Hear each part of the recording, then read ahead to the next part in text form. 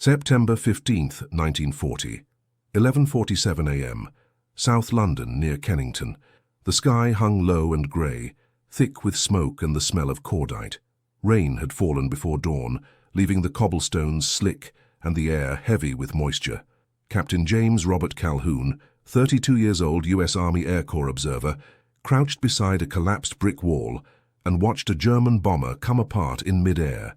The Dornier Do-17 twisted as it fell, one wing shearing away in a spray of aluminum and fuel. The fuselage tumbled end over end, trailing black smoke, and disappeared behind a row of shattered row houses 300 yards to the east. The impact shook the ground beneath Calhoun's boots. He did not move. His right shoulder throbbed where shrapnel had caught him 2 weeks earlier in a raid over Dover, a ragged scar beneath the olive-drab wool of his uniform. His hands trembled slightly, not from cold, but from something deeper, something he had not yet named. He had come to England in June as part of a small American liaison group, officially neutral, tasked with observing British air defense tactics and reporting back to Washington. Unofficially, he had volunteered because his younger brother, Michael, had died in a training accident at Randolph Field in Texas, and James could not sit still after that.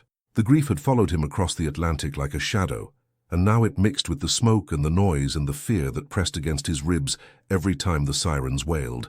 A woman screamed somewhere to his left. Calhoun turned and saw her stumbling through the rubble of what had been a grocer's shop, her coat torn, her face streaked with dust and blood. She was calling a name, Tommy, over and over, but the sound was thin and lost beneath the roar of engines overhead. Calhoun rose and moved toward her, his boots crunching over broken glass. He reached her just as she collapsed against a toppled lamppost, and he caught her by the arm. "Where is he?" Calhoun said. She pointed toward the shop, where the front wall had caved inward. Inside, through the smoke and the shattered timber, Calhoun could see the edge of a small shoe. He let go of the woman and stepped through the doorway, moving carefully, testing each plank before putting his weight down. The air was thick with plaster dust, and he pulled his collar up over his mouth. The shoe belonged to a boy, maybe 6 years old, pinned beneath a beam that had fallen across his legs. The boy's eyes were open, wide and unblinking, and for a moment Calhoun thought he was dead. Then the boy's lips moved. "Mum," the boy whispered. Calhoun knelt and gripped the beam with both hands. Pain shot through his shoulder, white hot, and he clenched his teeth. He lifted. The beam shifted an inch, then 2. The boy whimpered. Calhoun adjusted his grip, planted his boots, and lifted again. This time the beam came free, and he shoved it aside. The boy's legs were bruised but not broken. Calhoun slid his arms beneath the boy's back and knees and carried him out into the street. The woman was on her feet now, reaching for her son. Calhoun handed the boy to her, and she held him tight, rocking him, weeping into his hair. Calhoun stepped back. His shoulder burned, and his hands shook worse than before. He looked up at the sky. The bombers were gone, but the fighters remained. Hurricanes and Spitfires weaving through the clouds, chasing the scattered remnants of the German formation back toward the Channel. The sound of their engines rose and fell like distant thunder. Calhoun had been raised in a small town in Oklahoma, the son of a Baptist minister who preached about duty and mercy in equal measure. His father had taught him to pray before every meal and to never look away from suffering, no matter how much it cost. Calhoun carried a pocket Bible in his jacket, a King James edition with a worn leather cover and a page bent at Psalm 23. He had not opened it in days. He did not know what to say anymore. The words felt hollow in his mouth, and the prayers felt like they stopped somewhere between his lips and the smoke-filled sky. He walked north along the shattered street, past rows of houses with their windows blown out and their roofs collapsed. An old man sat on a doorstep, holding a cup of tea in both hands, staring at nothing. A fire crew worked to douse flames in a row of shops, their hoses snaking across the pavement. Calhoun passed them without speaking. He had learned to move through the chaos like a ghost, observing, taking notes, trying to make sense of what he saw. But today, the notes felt useless. Today the chaos felt like it would never end. At the corner of Kennington Road and Westminster Bridge Road, he found a group of RAF pilots standing beside a bomb crater, smoking cigarettes and laughing. They were young, most of them younger than Calhoun, their faces streaked with oil and sweat. One of them, a flight lieutenant with a narrow mustache and a bandage around his left hand, looked up as Calhoun approached. "Yank," the pilot said. "You see that Dornier go down?" Calhoun nodded. "Bloody brilliant," the pilot said. "McGregor got him clean, right through the cockpit. Poor bastard's never had a chance." Calhoun said nothing. The pilot took a long drag on his cigarette and exhaled slowly, the smoke drifting into the grey air. He looked at Calhoun, then at the crater, then back at Calhoun. "You all right, mate?" the pilot said. "Fine," Calhoun said. The pilot nodded, but his eyes lingered. Calhoun turned and walked on. He crossed Westminster Bridge, the Thames dark and sluggish beneath him, and made his way toward the American embassy. He was supposed to file a report by noon, but the words would not come. He had seen too much, and the seeing had changed something inside him. He thought about the boy in the rubble, the way his lips had moved when he whispered for his mother. He thought about Michael, about the last letter his brother had sent, full of jokes and plans and a future that would never arrive. By the time he reached the embassy, the rain had started again, a cold drizzle that soaked through his jacket and turned the streets dark and slick. He stood outside for a moment, looking up at the building, then turned and walked away. He did not go inside. He could not yet. The air raid had begun just after 11 that morning. Calhoun had been in a small office near Vauxhall, reviewing intelligence reports with a British liaison officer named Colonel Davies. The sirens had started low and distant, then grown louder, and Davies had stood and reached for his coat. "Here we go again," Davies had said. They had gone down to the street together, and Davies had pointed toward the sky. The first wave of bombers had appeared as black dots against the clouds, growing larger, their engines a deep rhythmic thrum that Calhoun felt in his chest.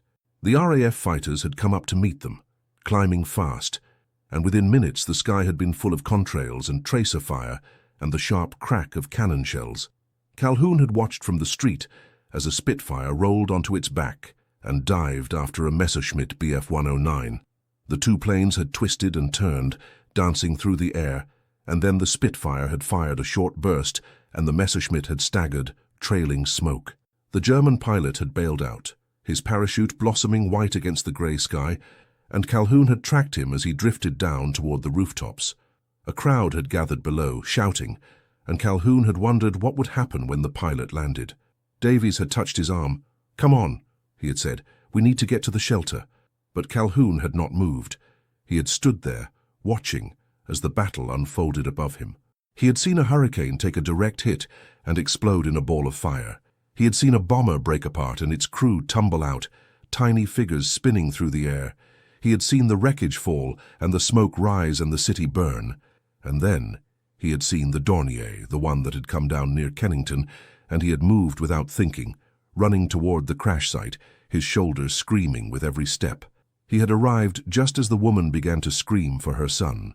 That evening, Calhoun sat alone in a narrow room above a pub in Lambeth. The room was cold and damp, with a single window that looked out over the street. He had a bottle of whiskey on the table beside him, but he had not opened it.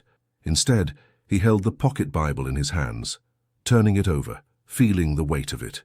He thought about his father, about the sermons he used to give on Sunday mornings, standing behind the pulpit in the little white church on Main Street. His father had believed in a God who answered prayers, who watched over the righteous and delivered them from evil. Calhoun had believed that too once, but now he did not know what he believed. He opened the Bible to Psalm 23 and read the words in the dim light. "The Lord is my shepherd, I shall not want." He closed the Bible and set it on the table. Outside, the sirens began to wail again, the second raid of the day. Calhoun stood and went to the window. The sky was darkening, and he could see the searchlights beginning to sweep back and forth, probing the clouds. The bombers would come soon, and the fighters would rise to meet them, and the city would burn again. He thought about the boy in the rubble, about the way his mother had held him, rocking him, weeping. He thought about Michael, about the telegram that had arrived in June, the one that had said regret to inform you and died in service of his country, and other words that meant nothing at all. He thought about duty and mercy, about the things his father had taught him, and about the prayers he could no longer say. The anti-aircraft guns began to fire, their rhythm steady and relentless, and Calhoun watched as the tracers arced up into the sky, bright lines of light against the darkness. He did not know what would happen next. He did not know if the boy would survive, or if the city would survive, or if he himself would survive. He only knew that he had to stay. He had to see it through, because that was what his father had taught him. And that was what Michael would have done. The first bombs began to fall, distant thumps that shook the walls and rattled the window. Calhoun stood at the window and watched the city burn. He did not pray. He did not move. He only watched. And he waited for whatever came next. What he saw that night would follow him home, but first there was more to endure. The next morning, September 16th, Calhoun reported to the Air Ministry building in Whitehall. He had slept for maybe 2 hours, dreamless and fitful, and his shoulder ached with a dull, persistent throb. He climbed the stairs to the 3rd floor and found Colonel Davies in a small office, cluttered with maps and reports. Davies looked up as Calhoun entered, his face drawn and tired. "You look like hell," Davies said. "So do you," Calhoun said. Davies gestured to a chair, and Calhoun sat. The colonel poured 2 cups of tea from a battered pot and handed one to Calhoun. The tea was weak and bitter, but it was hot, and Calhoun drank it gratefully. "Yesterday was rough," Davies said. "We lost 26 aircraft. The Germans lost twice that. Maybe more." Calhoun nodded. He had seen some of it firsthand, the wreckage, the bodies, the fires, but he had not seen the full scope until now. Davies pushed a map across the desk, marked with red and blue circles, arrows, lines of engagement. "They came in 2 waves," Davies said. "First at midday, then again around 6. Over 400 bombers and fighters. We threw everything we had at them. Every squadron, every pilot who could fly. It was chaos." Calhoun studied the map. The red circles marked German losses. There were dozens of them, scattered across Kent, Surrey, and London itself. The blue circles marked British losses. There were fewer, but each one represented a pilot who would not fly again. "How many did we get?" Calhoun asked. "We claimed 56 destroyed," Davies said. "Probably closer to 30 once we account for double claims and exaggeration. But it doesn't matter. What matters is they didn't break us. They tried. God knows they tried. But we held." Calhoun looked at the map and said nothing. He thought about the Dornier that had come down near Kennington, about the crew inside, about the way the fuselage had tumbled through the air. He thought about the boy in the rubble, about the woman's scream. He thought about the German pilot drifting down on his parachute, toward the angry crowd below. "What happened to the pilot?" Calhoun asked. "The one who bailed out over Vauxhall." Davies looked at him for a long moment. "He landed on a rooftop," he said. "Broke his leg. A constable got to him before the mob did. He's in custody now." Calhoun nodded slowly. He imagined the pilot, young, terrified, in pain, being led away by the constable, the crowd pressing in, shouting. He imagined the pilot's fear, the same fear he had seen in the boy's eyes, the same fear he felt in his own chest every time the sirens wailed. "You're thinking too much," Davies said. "Maybe," Calhoun said. You can't save everyone," Davies said. "You know that, right?" Calhoun looked at him. "I know," he said, but he did not believe it. That afternoon, Calhoun walked south along the river, past the Houses of Parliament and the scarred buildings of Westminster. The city smelled of smoke and wet stone, and the sky was still grey, still heavy with the promise of rain. He passed groups of workmen clearing rubble, fire crews hosing down the smouldering remains of shops and homes, women pushing prams through the debris. Life continued, even in the midst of destruction. That was what struck him most. The resilience, the refusal to stop, to give in, to let the bombs win. He found himself standing outside a small church near Lambeth Bridge. The church was old, its stone walls blackened with soot, its windows boarded up. A sign out front read, "St. Mary's, all welcome." Calhoun hesitated, then pushed open the heavy wooden door and stepped inside. The interior was dim and cool, lit only by a few candles on the altar. The pews were empty, except for an elderly woman sitting near the front, her head bowed in prayer. Calhoun walked down the center aisle, his boots echoing on the stone floor, and sat in the back row. He did not know why he had come. He only knew that he needed to be here, in this quiet space, away from the noise and the smoke and the fear. He closed his eyes and tried to pray, but the words would not come. He thought about his father, about the way he used to pray before dinner, his voice steady and sure, thanking God for the food and the family and the grace that sustained them. Calhoun had taken that for granted then. He had not understood what it meant to pray in the face of doubt, in the face of suffering, in the face of loss. Now he understood, and now he did not know how to do it. He opened his eyes and looked at the altar, at the cross hanging above it, at the candles flickering in the gloom. He thought about Michael, about the last time they had been together, the summer before Michael had left for Texas. They had gone fishing at Lake Thunderbird, and Michael had talked about flying, about the freedom of it, about the sky and the clouds and the way the world looked from above. Calhoun had listened and laughed and told his brother to be careful. Michael had grinned and said, "Always." The memory hurt. Calhoun pressed his palms against his knees and breathed slowly, steadying himself. The elderly woman stood and walked past him, her footsteps soft on the stone. She paused and looked at him, her eyes kind, then continued toward the door. Calhoun was alone. He stayed there for a long time, sitting in the silence, listening to the distant sound of the city, the rumble of trucks, the shouts of workmen, the low moan of the wind. And then, without thinking, he spoke. "I don't know what to say," he said, his voice barely above a whisper. "I don't know what to ask for. I need help. I need something. Anything." The silence remained. No voice answered. No light shone down. But something shifted inside him, something small and fragile, like the first crack in a frozen river. It was not peace. It was not certainty. But it was enough to keep him moving forward. He stood and walked out of the church, into the grey afternoon. The rain had started again, light and steady, and he pulled his collar up and headed back toward Lambeth. He had work to do, reports to file, observations to record, duty to fulfill. But he carried the memory of that moment in the church with him, and it was a small, quiet comfort in the midst of the storm. The evening brought another raid.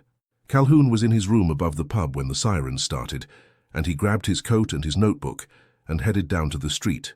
The anti-aircraft guns were already firing, their barrage steady and deafening, and the searchlights swept back and forth across the sky, hunting for bombers in the darkness. Calhoun made his way toward the river, where he had a clear view of the city and the sky above it. The bombers came in low, their engines a deep, grinding roar. Calhoun counted them, 20, 30, 40, and then lost track as they scattered and the fighters rose to meet them. The Spitfires and Hurricanes were visible only as brief flashes in the searchlights, dark silhouettes against the beams, and then they were gone, diving, turning, climbing again. The sound of cannon fire crackled through the air, sharp and metallic, and Calhoun saw a bomber stagger and fall, trailing fire. He stood on the embankment and watched the battle unfold. It was terrifying and beautiful, and utterly senseless all at once. Men killing each other in the sky, machines tearing each other apart, all for reasons that felt distant and abstract. Calhoun did not hate the German pilots. He did not hate anyone. He only felt a deep, aching sadness that this was the world they lived in, that this was what men did to each other. A bomb fell somewhere to the north, and the explosion lit up the sky. Calhoun felt the concussion in his chest, a sharp thump that knocked the breath out of him. He steadied himself against the railing and looked up. Another bomber was coming down, its tail sheared off, spinning like a leaf. It crashed into the river with a tremendous splash, and the water surged up and then fell back, and the bomber was gone. The raid lasted for an hour. When the sirens finally went silent, Calhoun walked back to his room, his ears ringing, his shoulder throbbing. He sat at the small table and opened his notebook. He wrote down what he had seen, the number of bombers, the tactics they had used, the response from the RAF, but the words felt cold and clinical, and they did not capture the truth of it, the fear and the chaos and the loss. He closed the notebook and looked out the window. The city was dark except for the fires, which burned in scattered clusters across the skyline. Somewhere out there, people were dying. Somewhere out there, families were grieving. And somewhere out there, the German pilots who had survived were flying back to their bases, exhausted and haunted, carrying their own burdens. Calhoun thought about the boy in the rubble, about the way his mother had held him. He thought about Michael, about the fishing trip and the laughter and the promise to be careful. He thought about his father's prayers, about the words he could not say. And he thought about tomorrow, about the raids that would come, about the duty he had to see it through. He did not sleep that night. He sat at the table and watched the fires burn, and he waited for the dawn. Part 2. September 17th dawned cold and clear. The rain had stopped sometime before sunrise, and the sky opened into a pale, fragile blue that seemed almost cruel in its beauty. Calhoun stood at his window and watched the sun climb over the rooftops, casting long shadows across the rubble-strewn streets. The fires from the night before had mostly burned out, leaving only thin columns of smoke that drifted upward and dissolved in the morning air. He dressed slowly, his shoulders stiff and aching. He had not slept, but he felt strangely alert, his mind sharp and focused. He knew what he had to do. He had to go back to Kennington, to find the woman and the boy, to see if they had survived the night. It was not part of his orders. It was not part of his duty as an observer, but it was something he needed to do, for reasons he could not fully explain. He walked south through the awakening city, past crews still digging through rubble, past shops opening their doors despite shattered windows and collapsed awnings. An old man swept the pavement in front of a bakery, methodically pushing broken glass into neat piles. A woman hung laundry on a line strung between two damaged buildings, the clothes flapping in the morning breeze. Life persisted. Life refused to stop. When he reached Kennington, he found the street where the Dornier had come down. The crater was still there, a jagged wound in the pavement, but the wreckage of the bomber had been cleared away. The grocer's shop where he had found the boy was a collapsed ruin, cordoned off with rope and warning signs. Calhoun stood at the edge of the rope and looked at the rubble. He wondered if the boy was still alive, if the mother had gotten him to safety, if they had found shelter before the next raid came. A voice called out behind him. "You looking for someone?" Calhoun turned.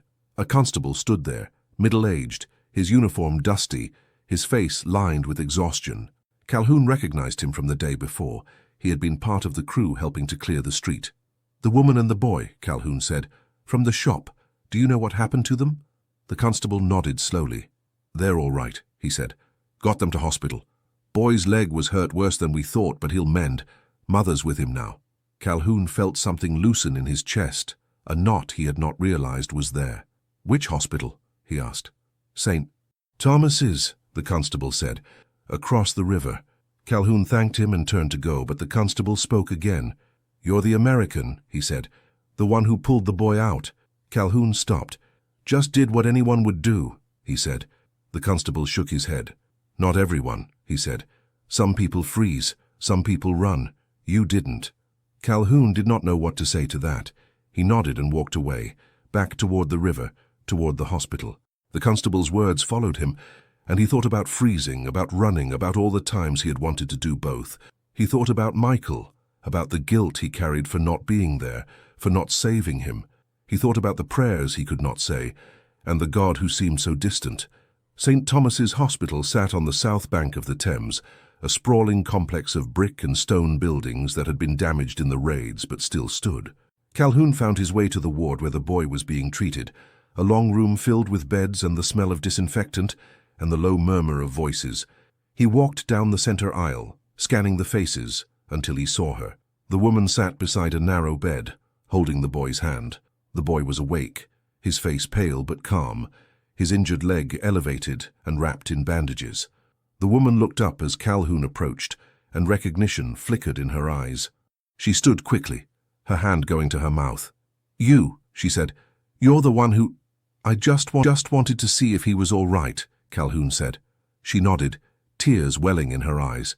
"He's going to be fine," she said. "They say he'll walk again. It'll take time, but he'll walk." Calhoun looked at the boy. The boy looked back at him, solemn and unblinking. "What's your name?" Calhoun asked. "Thomas," the boy said. His voice was small but steady. "That's a good name," Calhoun said. He reached into his jacket and pulled out the pocket Bible. He had carried it for so long, through so much, and he had not been able to open it, had not been able to find the words. But now, looking at the boy, he knew what to do. He held the Bible out. "I want you to have this," he said. The boy looked at his mother. She nodded, and the boy took the Bible in both hands, holding it carefully, as if it were something precious. "Thank you," he said. Calhoun felt a strange lightness, as if a weight had been lifted from him. He did not know if the boy would read the Bible, if it would mean anything to him, but it did not matter. What mattered was that he had given it, that he had let it go, that he had released something he had been holding too tightly. The woman touched his arm. "What's your name?" she asked. "James Calhoun," he said. "Thank you, Mr. Calhoun," she said. "Thank you for saving my son." Calhoun shook his head. "I didn't save him," he said. "I just happened to be there." "That's what saving is," she said. "Being there when it matters." He did not know what to say to that. He looked at the boy, at the Bible in his hands, at the mother standing beside him. And he thought about Michael, about the fishing trip, about the promise to be careful. He thought about his father, about the prayers and the sermons and the lessons about duty and mercy. And he thought about himself, about the man he had been and the man he was becoming. "Take care of him," Calhoun said. "I will," the woman said. "God bless you." Calhoun nodded and walked away, back through the ward, back out into the morning light. He stood on the steps of the hospital and looked across the river at the city. The towers of Parliament rose against the sky, scarred but standing. The bridges stretched across the water, carrying people and vehicles and the ceaseless flow of life. And above it all the sky was clear and blue, empty of bombers, empty of fighters, empty of smoke. It would not last. The raids would come again. The bombs would fall, and the fires would burn, and people would die. But for now, in this moment, there was peace. And Calhoun allowed himself to feel it, to breathe it in, to hold it close. That afternoon, he returned to the Air Ministry and filed his report.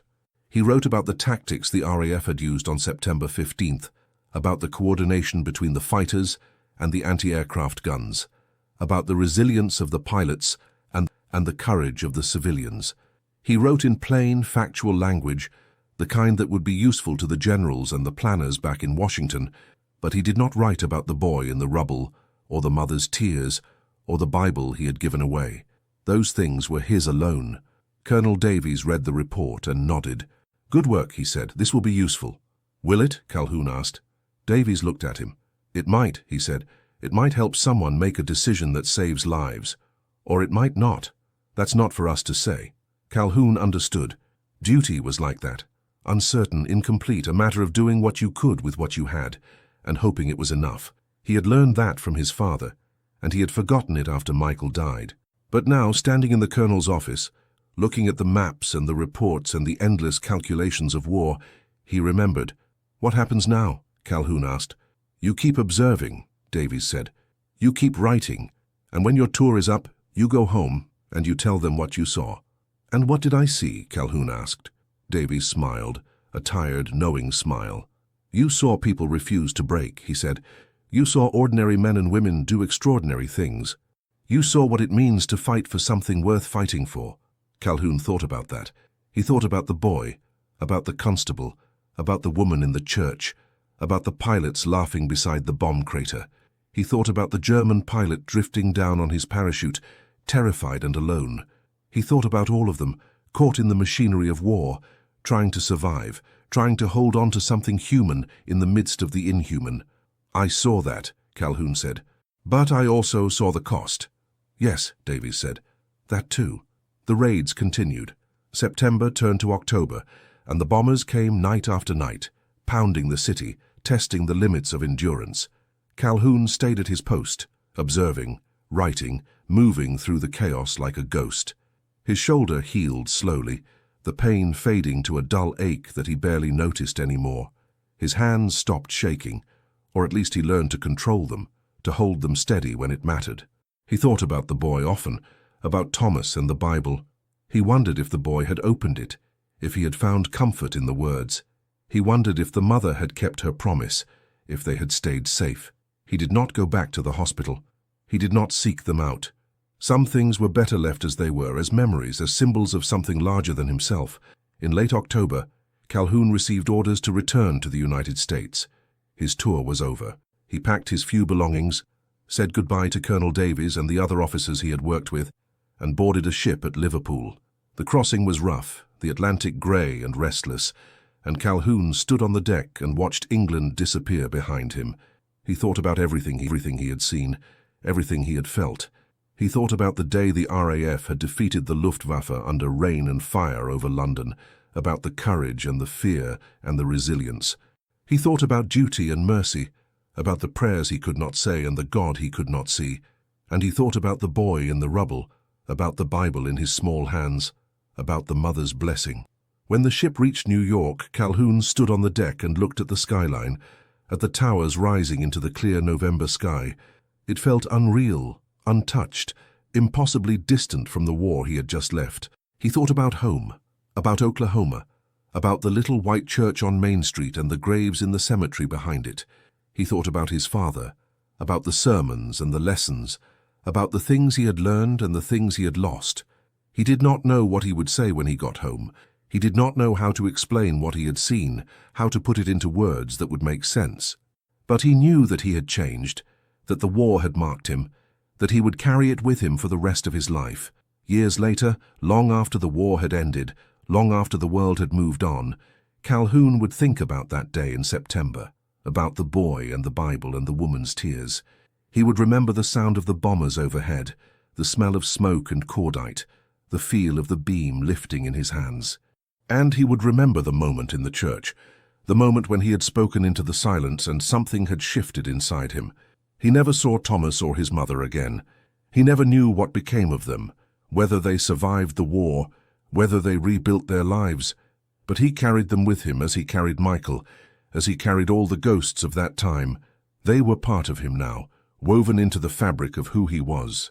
On quiet winter mornings, when the frost hung heavy on the fields and the light slanted low through the trees, Calhoun would stand at his window and watch his breath fog in the cold air, and he would think about London, about the city burning and the people refusing to break.